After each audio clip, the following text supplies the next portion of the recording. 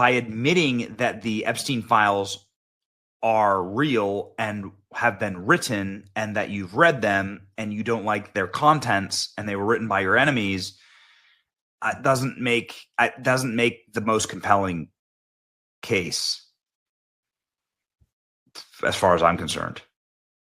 Holy moly.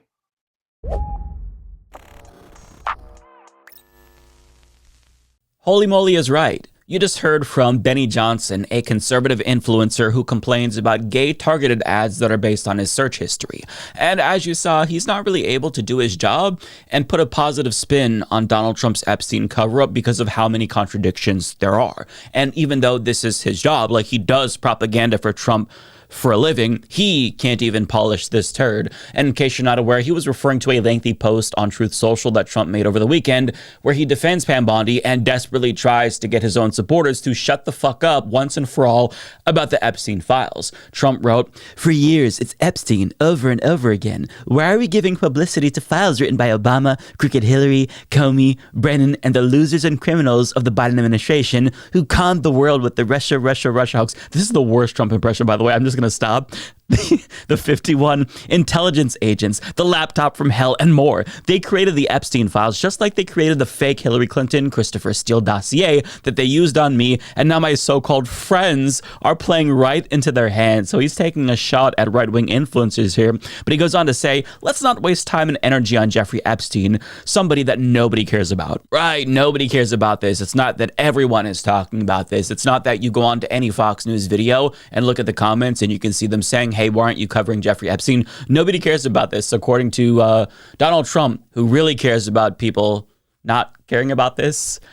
It's amazing. But unfortunately for him, this wasn't the end of it, of course, because as Newsweek reports, he actually got ratioed on that tweet on his own platform, mind you, with thousands of Trump supporters demanding to know more in response to a tweet where he says, shut the fuck up about it. Philip DeFranco, for example, shared some examples on Twitter with his supporters calling him a traitor, saying he's out of touch, accusing him of gaslighting them and being complicit in the cover-up. One person said that they don't agree with him on the, quote, Bondi situation. It's not the Trump situation, it's the Bondi situation, okay? Another person said, this will be bigger than your problems with the mRNA jabs if the transparency we were promised isn't fulfilled, which of course is a reference to Trump reversing his support for COVID-19 vaccines after his own base booed him for supporting vaccines.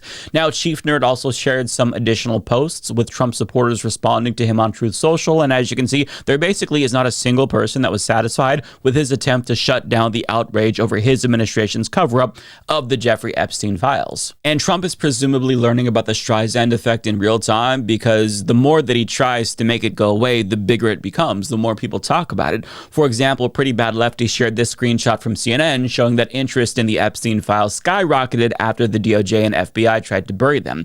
But what's partially driving and sustaining the outrage are the right-wing influencers who aren't towing the administration's line.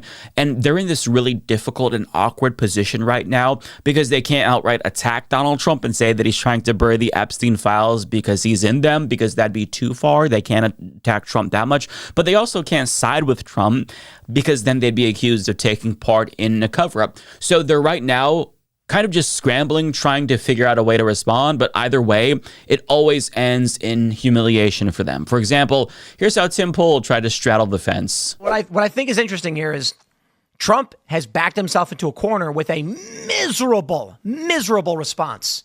Dan Bongino's done poorly. Kash Patel's done poorly. Pam Bondi has done poorly.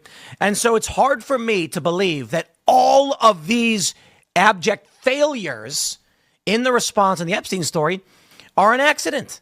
Though they probably are. I'm just saying, like, isn't it hard to believe they screwed up this bad? That is amazing. Wow. You know, it's hard to believe it's an accident, but it probably is. Really? That, my friends, is the kind of cuckoldry that you can expect from the right.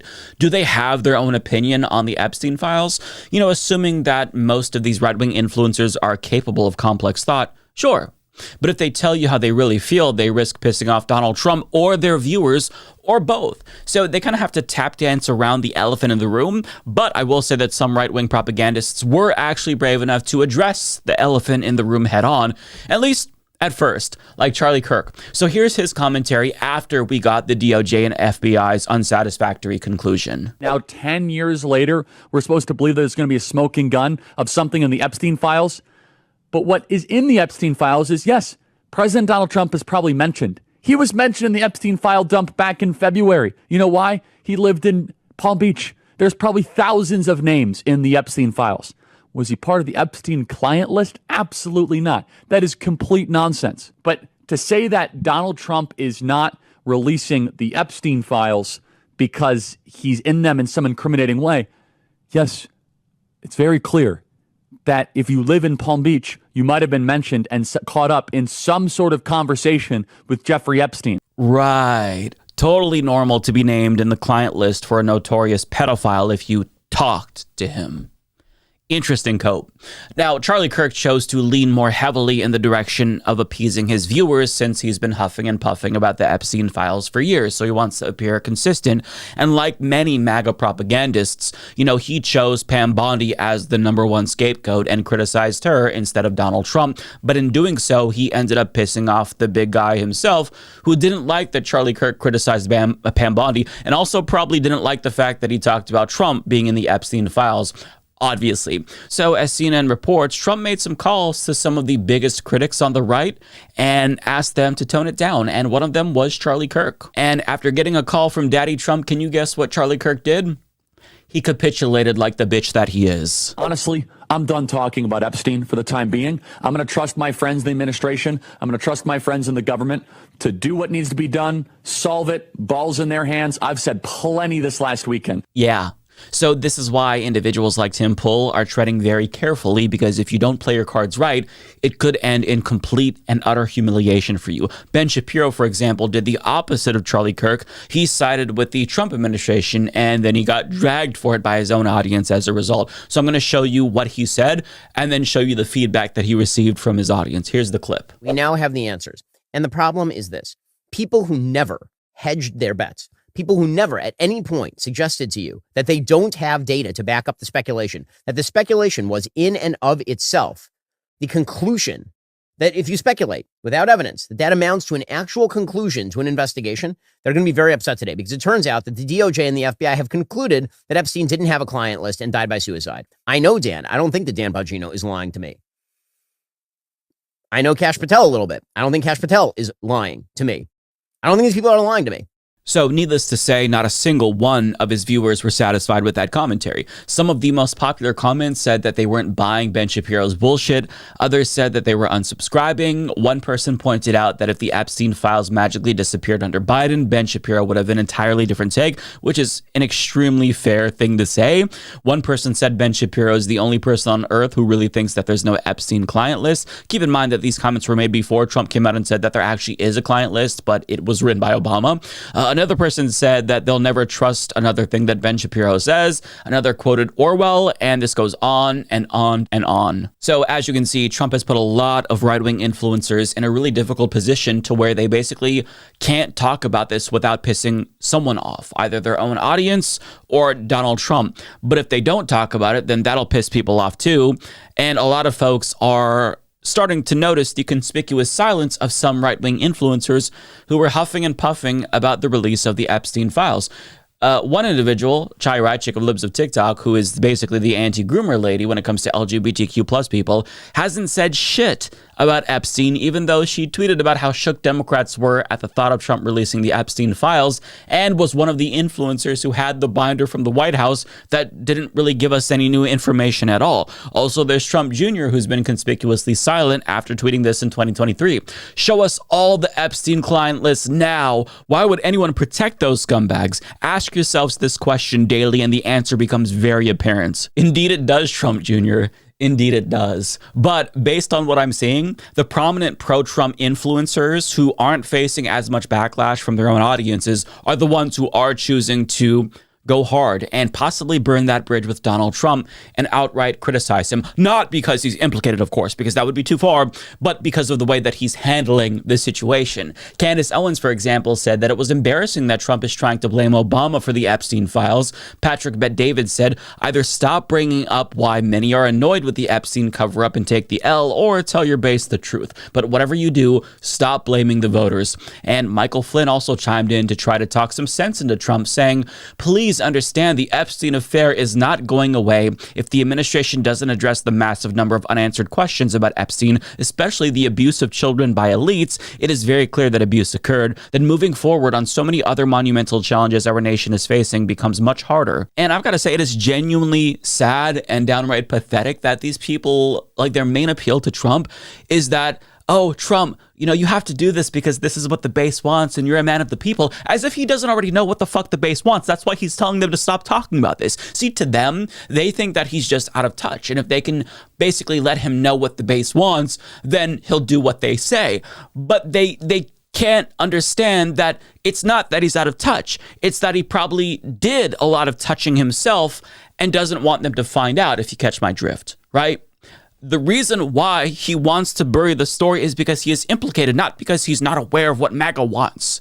But aside from, the MAGA diehards who are trying their best to figure out a way to talk about this without pissing people off, you do have some more right-wing adjacent grifters who are addressing the fact that they look completely fucking stupid right now because of Donald Trump going back on what he said he would do, even though he wasn't like super enthusiastic about releasing the Epstein files. He was always very squirrely about this. Nonetheless, it does look like a betrayal. And one person who responded to this is Andrew Scholes of Flagrant, who tweeted, "So we're the idiots, right?" And the answer is an unequivocal yes. For those who don't know, this individual previously told the hosts of the Trigonometry podcast that he voted for Donald Trump in 2024 because Donald Trump gets pussy, and he also lets people say what they want. So, yeah, based on how you said you voted, you are indeed a fucking idiot who should never live this down. And he tried to minimize the humiliation that he's feeling with a little bit of self-deprecating humor and by distancing himself from all of this. But unfortunately for him, he's got to own it. But first, let me show you what he said in the aftermath of this Epstein debacle. Are you still talking about Jeffrey Epstein? We have Texas, we have this, we have all of the things. And are people still talking about this guy, this creep? So we're stupid. Yeah. we're the fucking idiots, guys. That is, I think, what is enraging people right now is it's insulting our intelligence. Like, obviously the intelligence community is trying to cover it up. Obviously the Trump administration is trying to cover up. Something changed because they ran on this idea of exposing it all. All these guys had great ideas. Cockeyed Cash, Dan Bongino. He had clips, dog. He had bars. He was ready to tear it all down. He was ready to tear down the entire FBI office. Shut down the Hoover building day one. Day one. That bitch still standing. And then he goes on Joe Rogan and he's like, listen, do you think if I had it, I wouldn't share it with you?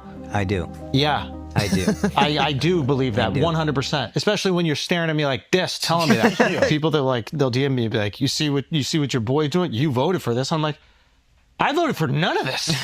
He's doing the exact opposite of everything I voted for. Yeah. I want him to stop the wars. He's funding them. I want him to shrink spending, reduce the budget. He's increasing it. It's like everything that he said he's going to do, except sending immigrants back. Yeah, if only there was a way to gauge whether or not Trump was telling the truth. Perhaps, if he had some sort of a previous record we could look to see what Trump did and make a determination based on that, then it would be really helpful. Listen, you didn't do that, Andrew. You voted for Trump because you thought that he was cool because he got pussy. In actuality, it wasn't cool, it was depraved. He said that he grabs women by the pussy and doesn't even wait. For consent, that is. He's been accused of sexual misconduct by more than 24 women. He was found liable for rape in court. He was besties with Epstein for years, yet you're shocked that this man won't release the Epstein files? Yeah, suffice to say, I think you are indeed fucking stupid. So take off that tinfoil hat and get yourself one of those little tiny hats with a propeller on it, because that would be more suitable for you here. And as AOC put it, who would have thought that electing a rapist would have complicated the release of the Epstein files? I know, right? It's common sense, but you don't see this unless you have basic common sense, which these people don't. But try as you might, This isn't going to go away for Trump anytime soon, and it's also caused a lot of internal strife within the Trump administration as well, not just like in the Trump grifter sphere. On Friday, Axios reported that Dan Bongino and Pam Bondi got into a heated argument over the Epstein files after Dan Bongino was confronted about possibly leaking the story to News Nation about how he and Patel wanted to release more information but were held back. They both reportedly said their piece, and it didn't end on friendly terms, according to Axios. In fact, Bongino left angry and didn't show up to work the next day and is now reportedly thinking about resigning over the whole ordeal, according to CNN. But it keeps getting worse for them because in an analysis from Wired, they showed that the raw footage released was actually modified in Adobe Premiere Pro. Now, to be clear, they're not alleging that it was deceptively edited, but they're confirming that a review of metadata shows that at a minimum, the footage is 2 clips that were stitched together. This news comes after a missing minute was discovered as well. And worse, the Daily Mail is also reporting that Epstein's accomplice, Ghislaine Maxwell, is willing to testify before Congress, but Republicans don't seem interested in hearing from her. I wonder why. Now, it is the Daily Mail, so take it with a grain of salt. Having said that, though, Republicans aren't helping the situation because they're also trying to shut down inquiries about Epstein. Here's just one example of Mike Lawler on CNN. Frankly, this seems like a colossal waste of time and effort and frankly, a lot of nonsense. There are a lot of issues facing this country right now. A dead pedophile ain't one of them. And from my vantage point, the world is a lot better off with Jeffrey Epstein no longer part of it. And as I said, if somebody did something, if there is evidence of a crime committed, then prosecute them. In the absence of that, what are we talking about? You say there's a lot of nonsense. A lot of nonsense from whom? What do you think? Explain to me what you think the nonsense is here. Well, frankly, the fact that you're even covering this. I don't even understand, frankly, why we're spending a lot of time on Jeffrey Epstein. The fact is he was a pedophile who was arrested. He committed suicide, and his, fixer, if you will, is being prosecuted. So as you can see, he really doesn't want to talk about it. And he's offended that the media would even bring this up because in his mind, I guess that he just is assuming that we should accept that wealthy and powerful pedophiles are going to be able to abuse children and get away with it. And that's just the way it is. So we have to shut the fuck up and deal with it. Like, this is ridiculous. But he's not the only Republican who is doing this. Other Republicans are towing Trump's line as well. And I love how the most conspiratorial party ever, who's anti-vax, who thinks that the 2020 election was stolen, who thinks that climate change is a hoax, is all of a sudden like, hey guys, maybe we should stop with the harmful conspiracy theories, okay? This is all just conjecture, and we need to see some facts and evidence to make these sophisticated deductions, okay? They just want you to shut the fuck up. Now, if Democrats were smart, they'd turn this into Benghazi 2.0. And based on what I'm seeing, it does seem as if some aren't planning on letting this go. Case in point. I'm going to be asking Chairman Jordan to call for a hearing where we subpoena the Attorney General and Dan Bongino and Kash Patel to come in and tell us everything that we know, because this thing is really spinning out of control at this point. And there's one way to put it to rest, which is to come clean, as President Trump promised he would during the campaign. And that right there is brilliant, because if Bondi and Bongino and Patel testify before Congress, they'd be under oath. So if they lie, they're committing perjury. And they've been lying, as evidenced by the fact that their story keeps changing. But if Jim Jordan allows this to go forward, he's setting them up for disaster. But if he doesn't, he is covering for people who are covering for pedophiles. But if he does that, it honestly wouldn't be the first time that Jim Jordan has turned a blind eye to sex abuse. Either way, Democrats have the opportunity to put Republicans in a very difficult position right now, where they'll either be at odds with their own base or the Trump administration. And they should do everything in their power to fan the flames of division, not only because it could disrupt their harmful agenda, but because we actually do deserve to know the truth here. The victims of Jeffrey Epstein deserve justice, and that can't happen unless we see that client list. So don't let this story go away. Trump very clearly doesn't want us to talk about this, so that's all the more reason to talk about it more than ever. The Humanist Report is fake news. Mike only cares about Crazy Bernie and his wacky socialist ideas. Sad, very sad. I'm unsubscribing.